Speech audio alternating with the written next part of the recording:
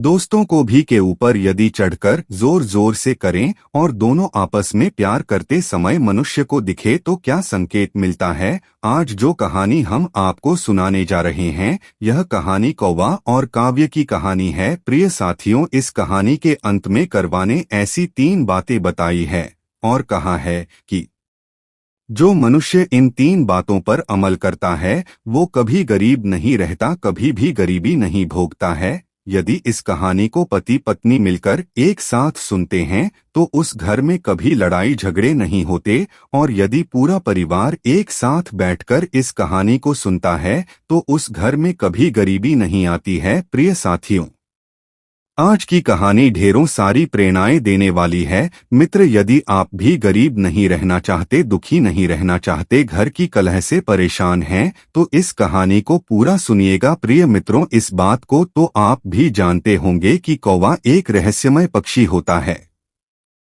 बावा बहुत ही समझदार और चतुर पक्षी भी होता है। कौवे की गिनती दुष्ट पक्षियों की प्रजाति में गिनी जाती है। कौवा एक ऐसा रहस्यमय पक्षी है जो कि इंसान के भाग्य उदय होने के संकेत उसे पहले ही दे देता है। यदि आपके घर में कोई मेहमान का आगमन होने वाला है तो उसकी सूचना भी आपको पहले ही बता देता है। प्रिय साथियों, को आबे को यमराज का ऐसा वरदान प्राप्त है जो कि कौवे को बुद्ध, भविष्य और वर्तमान का ज्ञान होता है। प्रिय साथियों, इसी वजह से कौवे को रहस्यमय पक्षी कहा जाता है। दोस्तों, वीडियो शुरू करने से पहले जो लोग हमसे नए जुड़े हैं वो लोग हमारे चैनल को सब्सक्राइब करें, अच्छी कमेंट करें ताकि आने वाले वीडियो का नोटिफिकेशन सबसे पहले आपको मिले और आप उसका फायदा उठा सकें। चलिए दोस्तों, शुरू करते हैं आज की यह प्यारी सी पावन पवित्र कहानी, यह प्यारा सा वीडियो। प्रिय साथियों, एक गांव में एक बहुत ही गरीब ब्राह्मण रहा करता था और उसके घर में एक विशाल पीपल का वृक्ष था।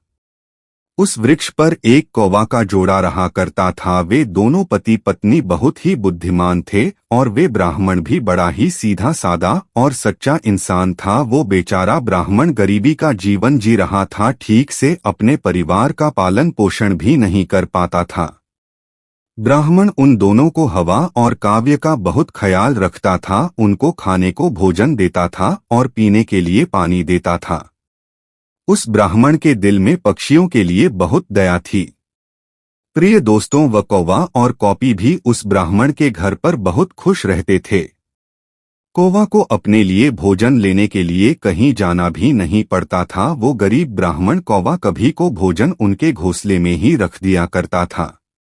फिर एक दिन से कहती है कि प्रिया जी, इस गरीब ब्राह्मण का मन कितना अच्छा है, हमारी कितनी सेवा करता है, परंतु यह आवश्यकता से ज्यादा सीधा साधा है। यह गरीब ब्राह्मण अपने भोलेपन के कारण अपना आत्मविश्वास खो चुका है। अपने परिवार का पालन पोषण भी ठीक प्रकार से नहीं कर पाता है।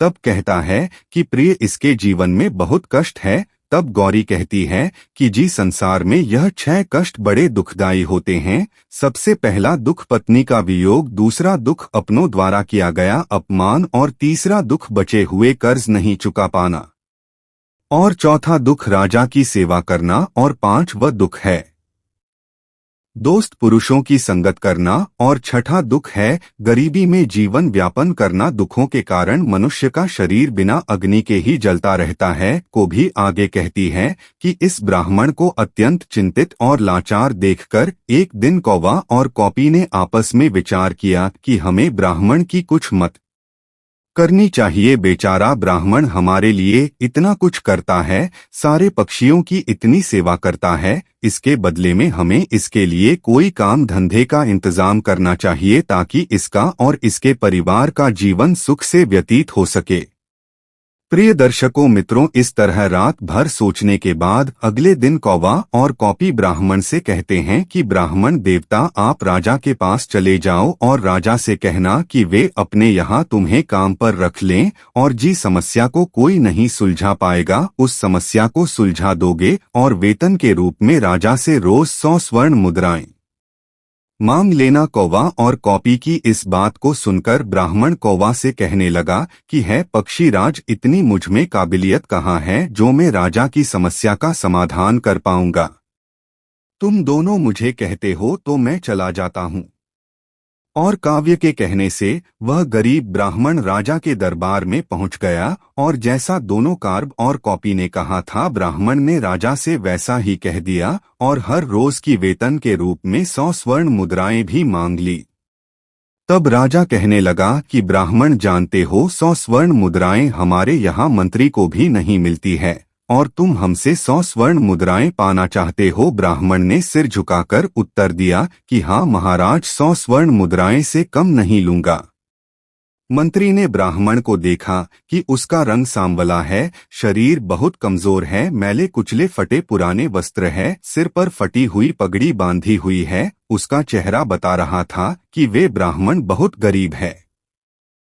फिर भी मंत्री को न जाने क्या सूझी, उसने राजा से कहा कि महाराज, इसे आप 100 स्वर्ण मुद्राएं वेतन में रख लीजिए। यह ब्राह्मण गरीब तो है पर जब 100 मुद्राएं से कम में नहीं मांग रहा है तो इसमें कोई न कोई काबिलियत जरूर होगी। तब राजा बोला कि मंत्री जी, यदि मैं इसे 100 मुद्राएं में रोज पर रख लूंगा तो क्या दूसरों के साथ अन्याय नहीं होगा? हमारे पुराने दरबारी इतने रुपए नहीं पाते हैं। फिर मंत्री ने कहा कि महाराज, ब्राह्मण यदि 100 स्वर्ण मुद्राएं पाने की जिद कर रहा है तो जरूर कोई ना कोई विशेष बात इसमें होगी। प्रिय दर्शक मित्रों, मंत्री और आगे कहता है कि महाराज, इसके चेहरे को देखकर किसी भी निष्कर्ष तक मत पहुंची है। मंत्री के बार बार आग्रह करने पर राजा ने ब्राह्मण को अपने यहाँ काम पर रख लिया। फिर शाम को राजा ने उस ब्राह्मण को 100 स्वर्ण मुद्राएं दे दी। 100 मुद्राएं लेकर वे ब्राह्मण अपने घर को आया और वे स्वर्ण मुद्राएं उसने अपनी पत्नी के हाथ में थमा दी। उसकी पत्नी ने आज पहली बार इतना धन देखा था। उसकी आंखें फटी की फटी रह गई और कहने लगी कि आप इतनी स्वर्ण मुद्राएं कहाँ से लाए? ब्राह्मण ने कहा कि देखो प्रिय, डरने की कोई आवश्यकता नहीं है। यह स्वर्ण मुद्राएं कहीं से चुराकर नहीं लाया हूँ मैं। इन दोनों कौवा और कॉपी के कहने से आज राजा के दरबार में गया था और राजा से 100 स्वर्ण मुद्राएं का वेतन रोज पाने का काम मांग लिया है। फिर मंत्री की सिफारिश पर राजा ने मुझे काम पर भी रख लिया है, लेकिन मैं यह सोचकर हैरान हूँ कि राजा ने राख तो लिया है परंतु कभी कोई ऐसा काम आ गया तो मैं उसे हल कैसे करूँगा? प्रिय दर्शक मित्र, उस गरीब ब्राह्मण की इतनी बात सुनकर कॉपी हंसते हुए कहा कि ब्राह्मण देवता, घबराइए मत, देने वाला तो ईश्वर है। जब वे देता है तो छप्पर फाड़कर देता है, जब उसने दिया है तो समाधान भी वही बताएगा। आज उस ब्राह्मण को कौवा और कॉपी दोनों के फैसले पर बहुत खुशी हो रही थी। अब तो हर रोज ब्राह्मण को राजा के दरबार से 100 स्वर्ण मुद्राएं मिलने लगी। ब्राह्मण वह मुद्राएं लाकर अपनी पत्नी को दे दिया करता। ब्राह्मण की पत्नी ने पहले तो उन मुद्राएं से अपनी रोजमर्रा की जरूरत को पूरा किया और बचे हुए पैसे को ब्राह्मण मन और ब्राह्मणी ने कौवा और कॉपी को दे दिया। प्रिय साथियों, और कोरवा और कॉफी से कहा कि इन मुद्राएं पर तुम्हारा भी अधिकार है। फिर उन स्वर्ण मुद्राएं को कौवा और कॉपी परोपकार के कार्यों में लगाने लगे। वे उन मुद्राएं से गरीबों को खाना खिलाने लगे, जंगल में रहने वाले पशुओं के लिए पानी की व्यवस्था करते और धीरे धीरे उन दोनों पति पत्नी ने ब्राह्मण की सहायता से एक पाठशाला भी खुलवा दी ताकि गरीबों के बच्चे जो पैसे की कमी के कारण पढ़ नहीं पाते थे वे भी पढ़ सके। अक्सर बहुत से गरीब बच्चों का भविष्य भी गरीबी के कारण सिमटकर रह जाता है। उनके अंदर की उठने वाली योग्यता को धन न होने के कारण पंख नहीं मिल पाते हैं, इसलिए योग्य होने पर भी लोग बस लाचार और बेबस बनकर रह जाते हैं। प्रिय दर्शक मित्रों, कौवा और कॉपी के उपाय से उस ब्राह्मण को मिलने वाले पैसों से नगर के हर एक भूखे और बेबस की सहायता की। उधर राजमहल में ब्राह्मण को देखकर दूसरे दरबारी उससे जलने लगे। हमेशा सोचते रहते थे कि मंत्री की मूर्खता के कारण यह ब्राह्मण रोज मुद्राएं ले जाता है और राजा साहब ने कि तक इससे कोई 100 स्वर्ण मुद्राएं वाला काम भी नहीं लिया है। साथ ही और फिर एक दिन ऐसा हुआ कि उस ब्राह्मण की परीक्षा का समय भी आ गया। राजा के दरबार में एक दूसरे देश के राजा का दूत आया और उसने कहा कि महाराज, यदि आप हमारे 2 प्रश्नों का सही उत्तर देंगे तो हमारे महाराज आपको हमारा आधा राज्य देंगे, नहीं तो आपको अपना आधा राज्य देना पड़ेगा, और यदि आपने इस प्रस्ताव को ठुकराया तो वे आप पर आक्रमण कर देंगे। प्रिय दर्शकों, उस दुख की बात को सुनकर राजा बड़ा ही चिंता में पड़ गया कि अगर दूसरे राजा की बात नहीं मानी तो व्यर्थ में ही रक्तपात होगा। फिर ये सोचकर राजा ने दूत से कहा कि तुम अपने राजा के दोनों प्रश्न हमें बताओ। इतना कहते ही दूत ने एक पालकी मंगवाई। उस पालकी में 3 मूर्तियां रखी हुई थी। तीनों मूर्तियां संगमरमर के पत्थरों से बनी हुई थी। तीनों मूर्तियां देखने में बिल्कुल एक जैसी ही लग रही थी। तब दूत ने कहा कि महाराज, हमारे महाराज का पहला प्रश्न है कि इन तीनों मूर्तियों में श्रेष्ठ मूर्ति कौन सी है। यह सुनकर राजा और समस्त दरबारी सोच में पड़ गए कि मूर्तियां तो दिखने में एक जैसी ही है, फिर इसमें से श्रेष्ठ सिद्ध कैसे हो सकेगी। राजा सहित राजा के सभी दरबारी उन मूर्तियों में अंतर सिद्ध नहीं कर सके। तभी अचानक मंत्री को याद आया कि हमने 100 स्वर्ण मुद्राएं वेतन वाला एक ब्राह्मण को किस लिए रखा है। उसने तुरंत उस ब्राह्मण को बुलाया और उसे तीनों मूर्तियों में अंत ढूंढकर श्रेष्ठ सिद्ध करने के लिए कहा। प्रिय दर्शक मित्रों, बेचारा भोला भाला वह ब्राह्मण मूर्तियों को देखकर आश्चर्य में पड़ गया कि इन तीनों मूर्तियों में अंतर को कैसे पता किया जाए। यदि नहीं पता किया तो राजा नौकरी से निकाल देगा। तो दरबार में जलने वाले लोग भी सोचने लगे कि आज इस ब्राह्मण का खेल खत्म हो जाएगा। प्रिय दोस्तों, काफी देर मूर्ति को गौर से देखने के बाद भी ब्राह्मण को कुछ समझ में नहीं आया। ब्राह्मण ने कहा कि महाराज, इन मूर्तियों को एकांत कक्ष में रखवा दीजिए। तब तक मैं घर होकर के आता हूँ और लौटकर मैं इन तीनों मूर्तियों में अंतर को आपको जरूर बता दूंगा। प्रिय साथियों, उस ब्राह्मण की बात को सुनकर ने कहा कि ब्राह्मण देवता, जब तीनों मूर्तियां दिखने में एक जैसी है तो अंतर उसके अंदर होगा। तुम्हें काम करना, एक पतला सा तार उस मूर्ति के कान में डालना। बेतार कहाँ निकलता है, यह बात आकर मुझे बताना, मैं आपको उनका अंतर समझा दूंगा। प्रिय दर्शकों की इस बात को सुनकर अब वह ब्राह्मण तुरंत राजमहल में गया और मूर्तियों के पास पहुंचा और एक पतला सा तार उनके कान में डालकर देखने लगा। पहली मूर्ति के कान में तार डाला तो बेतार दूसरी काम से बाहर निकल गया। फिर दूसरी मूर्ति में तार को डाला तो वह मुंह से बाहर निकल गया। फिर तीसरी मूर्ति की कान में तार को डाला तो बेतार बाहर नहीं निकला।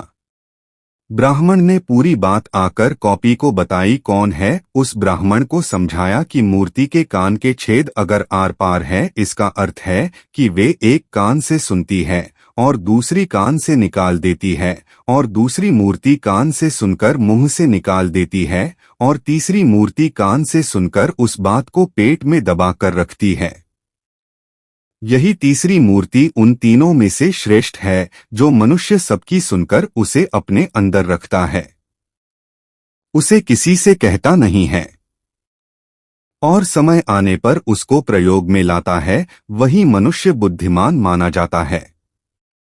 ने जैसा बताया ब्राह्मण ने वैसा ही जाकर राजा को बता दिया। प्रिय दर्शक मित्रों, फिर दूसरे देश के राजा को जब राजा ने इस बात को बताई तो वह भी बहुत संतुष्ट हुआ। ब्राह्मण के जवाब से सभी दरबारी बहुत प्रसन्न हुए और ब्राह्मण की जय जयकार करने लगे।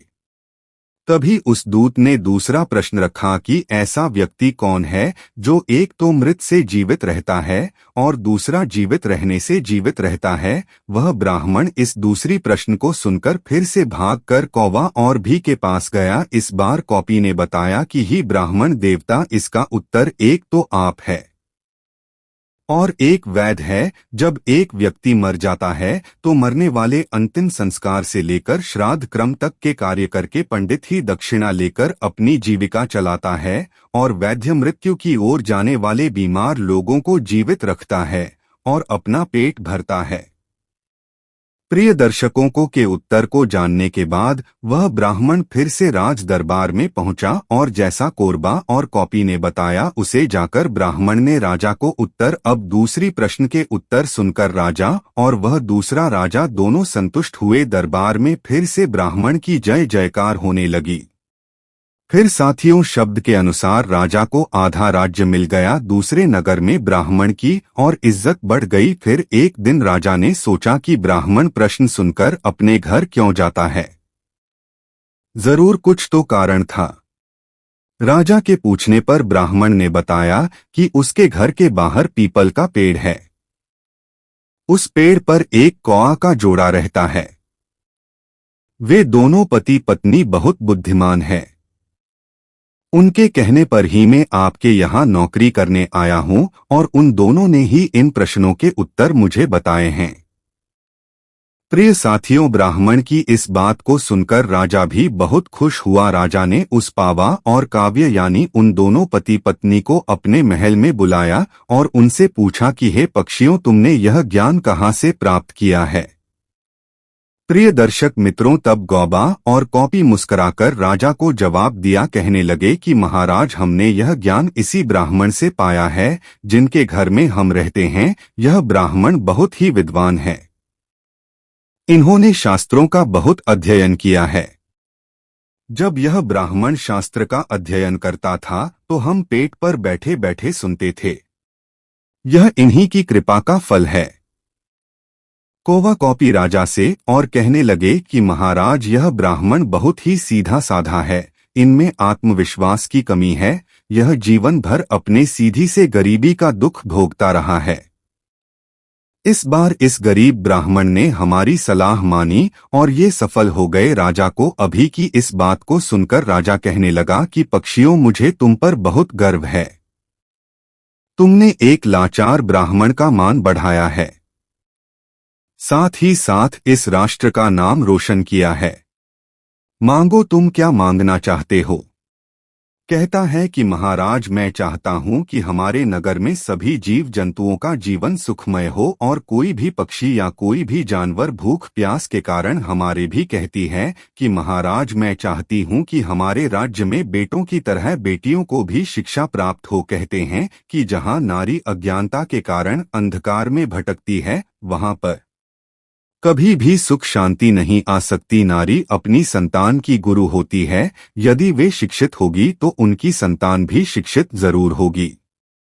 प्रिय दर्शक मित्रों, कौवा और कॉफी के कहने पर राजा ने अपने राज्य में नारी शिक्षा और जीव जंतुओं की सेवा को बढ़ावा दिया। कहते हैं कि जिस तरह सुंदर से सुंदर फूल भी बिना सुगंध के व्यर्थ होता है, इसी प्रकार मनुष्य कितना ही रूपवान हो या ओवन से भरपूर हो, बलवान हो, बड़े कुल में पैदा हुआ हो, स्त्री हो या पुरुष हो, बिना ज्ञान और बिना विद्या के दूसरों के प्रति, जीव जंतु के प्रति दया के बिना सब व्यर्थ होता है, उसकी कोई शोभा नहीं होती है। प्रिय साथियों, यह कहानी यह समाप्त होती है। आशा करते हैं कि आज की यह प्रेरणादायक कहानी आप लोगों को बेहद पसंद आई होगी और इस कहानी से आप ढेर सारे लाभ उठाएंगे।